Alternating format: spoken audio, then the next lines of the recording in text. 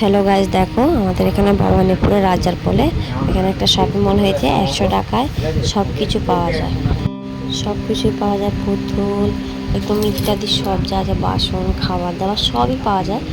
বাচ্চাদের খেলনার জিনিস সব পাওয়া যায়, মেয়েদের জামা প্যান্ট সব 100 টাকার মধ্যে, শুধু 100 টাকা। দেখো আমাদের মানবতার একটা পুতুল কিনেছিলাম, এই যে বেগুনি কালারের পুতুলটা কিনেছিলাম মানবতারে। অনেক পুতুল ভালোই লাগছিলো, কি সুন্দর। এই দেখো থালা গ্লাস।